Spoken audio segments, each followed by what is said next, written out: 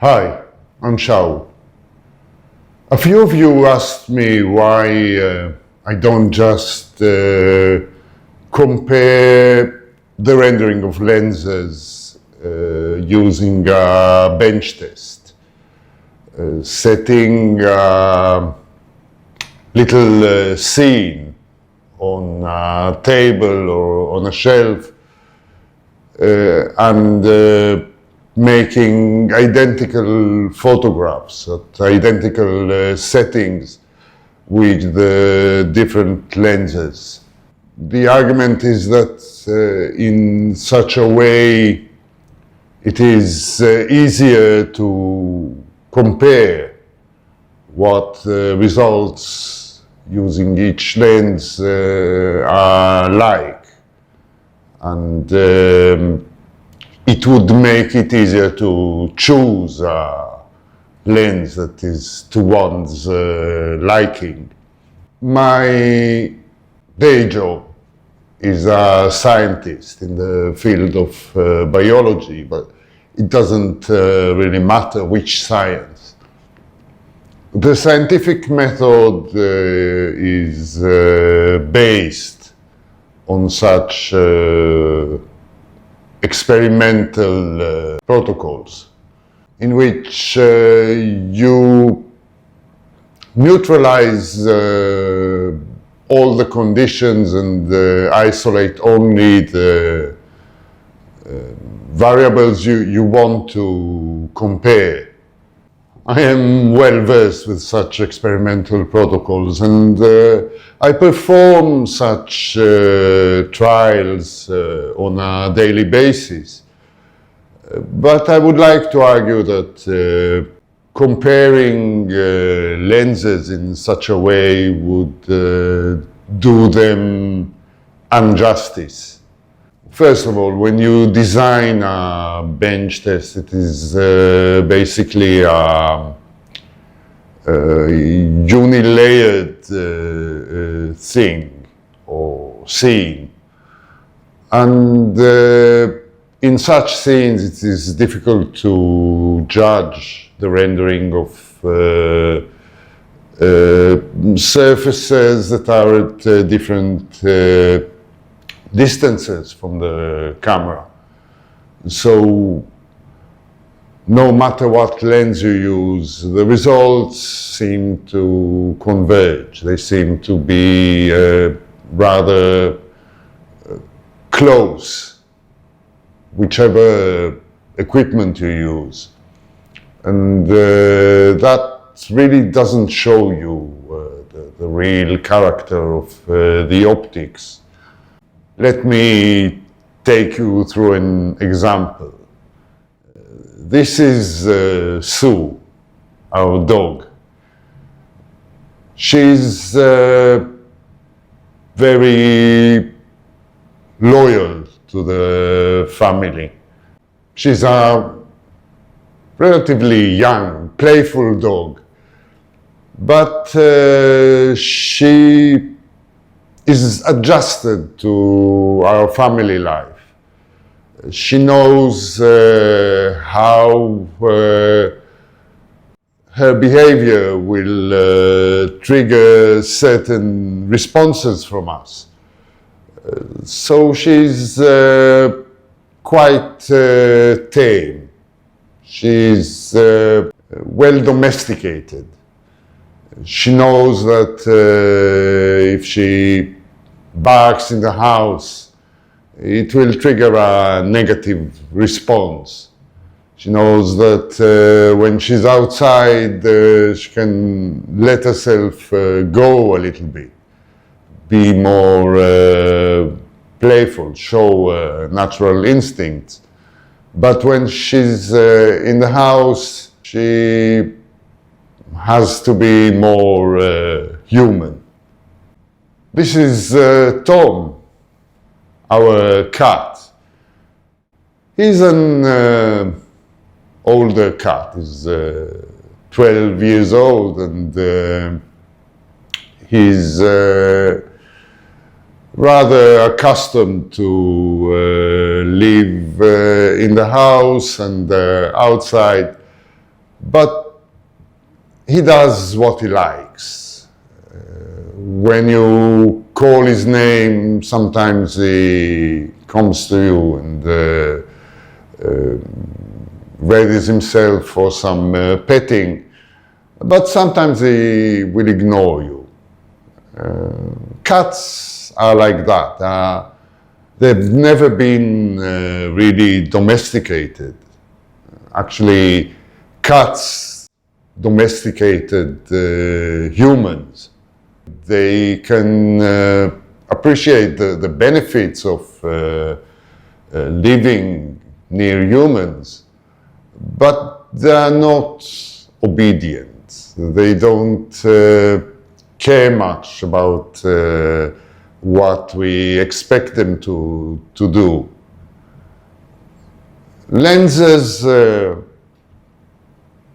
are equivalent to cats and dogs. Some lenses are well behaved. They are very predictable in the results they give. No matter what the distance from the subject, what the light conditions, they will always give you more or less the same images. The bokeh is predictable. It's either feathery or a bit more messed up, but you always know what you are going to get. Those lenses are typically very detailed, very sharp, but they don't have much else to offer. While other lenses are cat-like. They have a will of their own. It's harder to tame them. It's harder to know what to expect when you use them in certain situations. Their rendering varies with light. It varies with the distance from the subject to the camera and from the subject to the background. The bokeh is sometimes well behaved and sometimes really gritty and lumpy.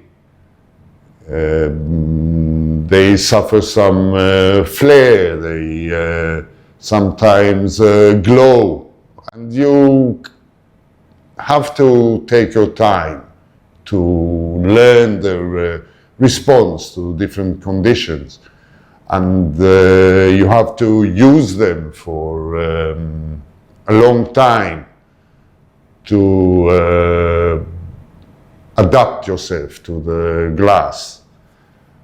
Now, those are usually older lenses that were never meant to be used with color photography. They were designed for black and white. Lenses such as this Jupiter 3. It's a lens introduced in the 1950s when there was no color photography. And indeed, it is quite a good lens for black and white. It has a lower contrast and it has a full tonality, very gradual transition of tonality from shadows to highlights that can really accentuate the dimensionality of the scene, and it renders beautifully. But when you use it with a color camera or color film, the results are, let's say, not as predictable. Its lower contrast is accentuated, and sometimes it has color casts that are very dependent on the light. I'm using the Jupiter 3 now. It's a 50mm f1.5 copy of the classic Zeiss Sonnar, the original old one. It's a small lens made of 7 elements in the 3 groups with a huge bulk of 3 elements cemented together right in the center of the lens barrel.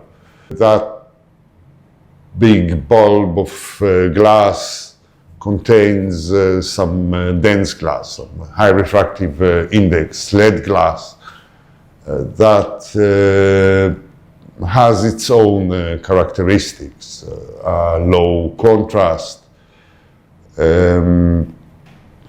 It has some internal reflection, so it affects sharpness. The images it makes look like a sharp image superimposed over a softer image of the same scene. And it has strong dimensionality. I don't know if you can appreciate it now watching this video, but this is one of this lens's strong characteristics. Now, in this environment, when there is no direct light in the image, it is quite well behaved. Perhaps you can see its soap bubble bouquet, which stems from slightly under-corrected spherical aberrations. It also has some field curvature that makes it even more peculiar. You really don't know what to expect when using it to photograph something like a landscape, where some parts are sharp and other parts are less sharp. It's not always the center that is sharp. So it's a complex tool if you want to make nice, predictable photos.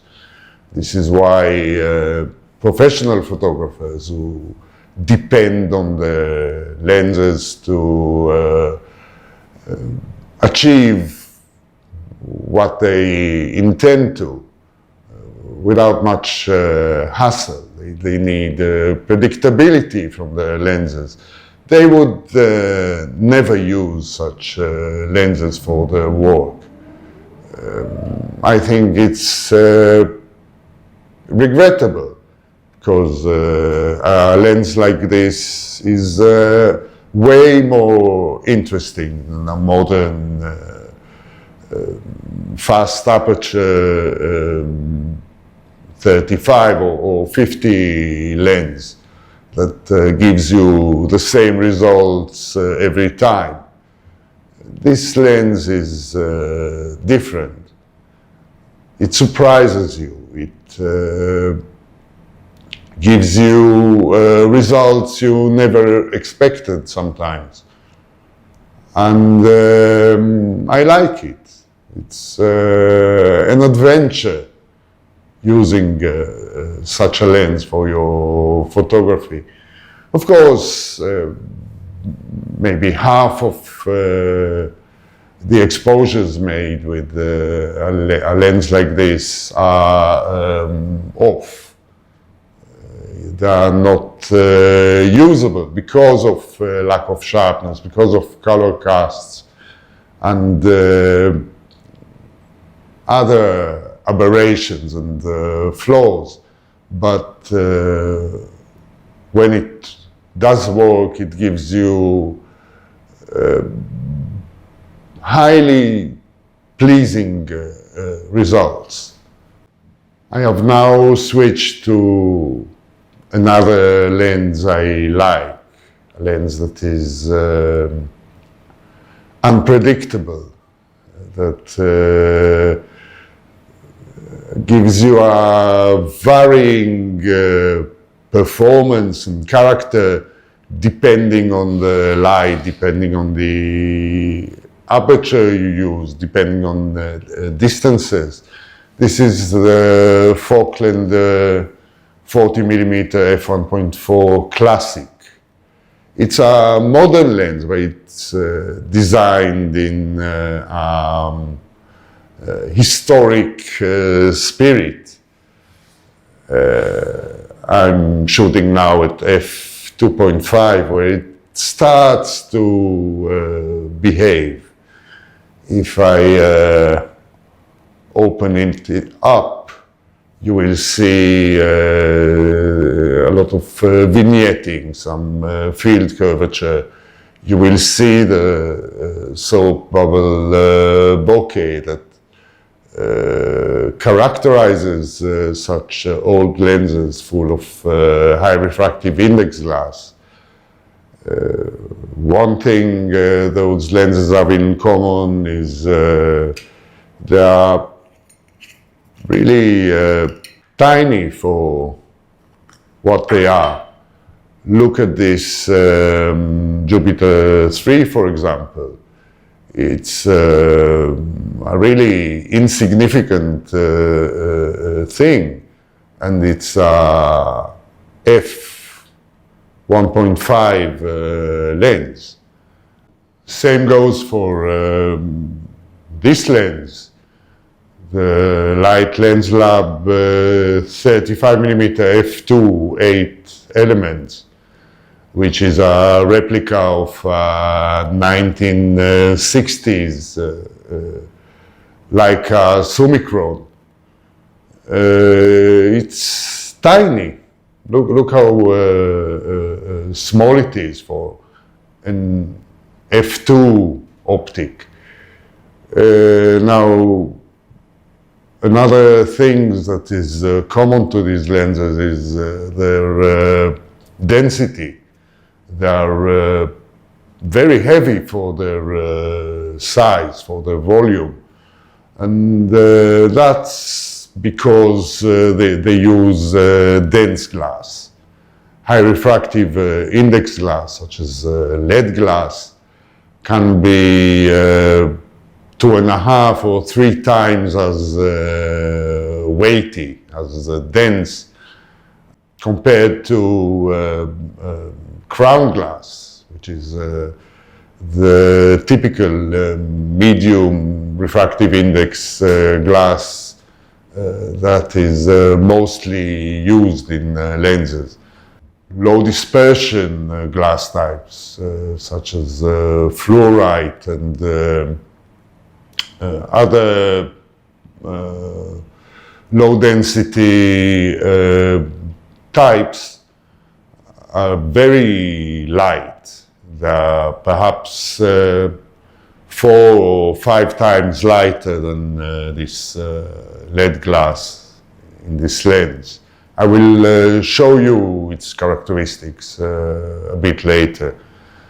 Anyway, trying to compare two 35mm lenses, a lens such as this Nikon 35mm lens, which is a modern one made for mirrorless camera, and a lens such as this one that was designed 65 years ago and was made for black and white film, basically, is pointless.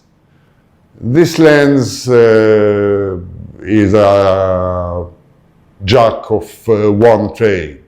The images it makes will look the same every time.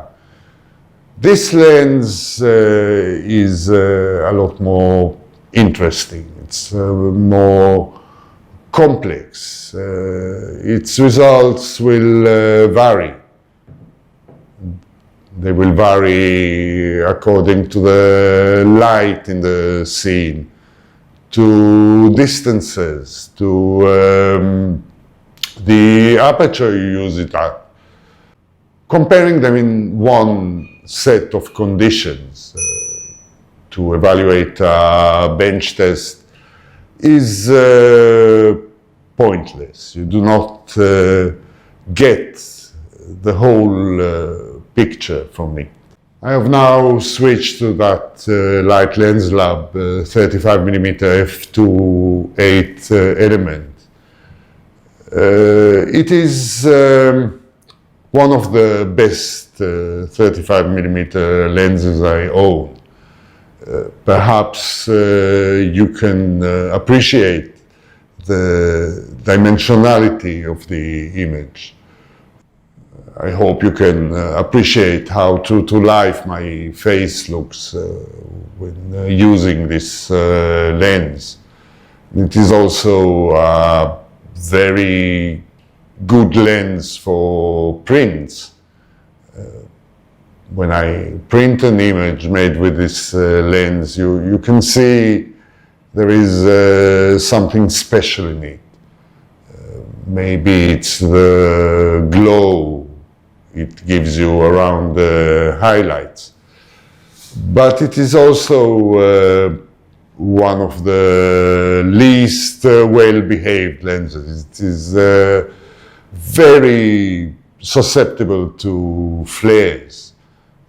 When you point a source of light at that lens, or even in the vicinity of the lens, the image fills up with flares and ghosting and other artifacts. And there is no way to tune it down. Even if you close the aperture, it would look the same. It also has a very bubbly bokeh. And that looks meaty or beefy. It's not one of those lenses that produces that soft, dreamy, feathery bokeh that everyone seems to like these days. But that character of the bokeh, combined with high dimensionality, creates something special. That, again, it is pointless trying to compare this lens to a modern one that is predictable and well-behaved. I have now switched to the Thypoch f1.4. That is a much more modern lens, but it still has a lot of high refractive index glass, and it has its own character, although it has a very balanced contrast with full tonality, and it is thus quite poppy. But it's a more predictable lens. It is better designed, perhaps. It gives you the results you expect in many situations. Anyway, another reason I refrain from comparing lenses on bench tests is the fact that those comparisons call for looking at details, looking at crops of the image and high enlargements, which really defeats the object. When you look at an image, you have to look at it as a whole piece. You have to look at it its entirety in order to appreciate the rendering of the lens. Perhaps such a view will not give you the full information about the detail, the chromatic aberrations and other quantitative qualities of the lens in question. But it will give you a good idea of what the look of the lens is, what it is capable of in everyday scenarios. A good lens takes some getting used to. It takes time, it takes experience to appreciate.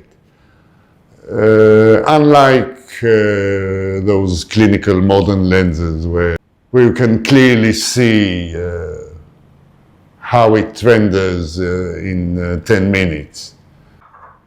A lens such as this Voigtlander 40mm f1.4 Classic will demand attention.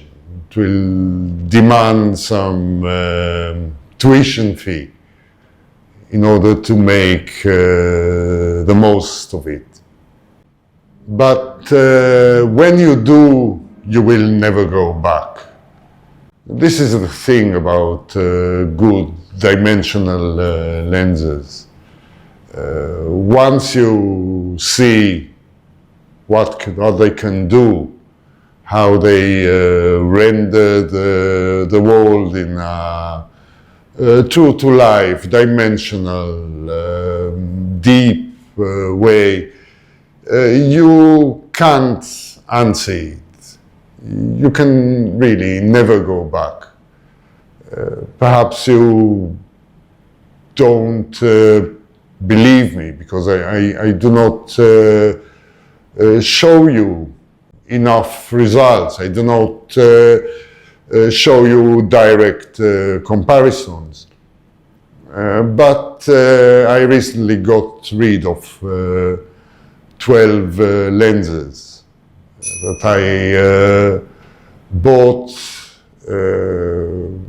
following recommendations I read on the web, and those were all expensive mistakes.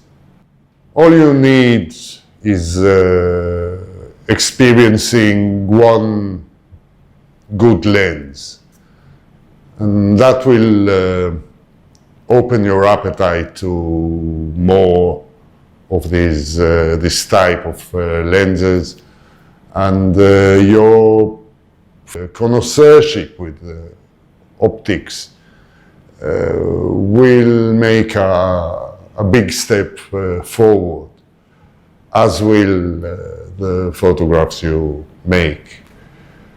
Right, that will be all for today. If you like this video, you can consider buying me a coffee. There's a link down in the description below. You know, it's a nice gesture between gentlemen. So thank you for watching, and see you again soon.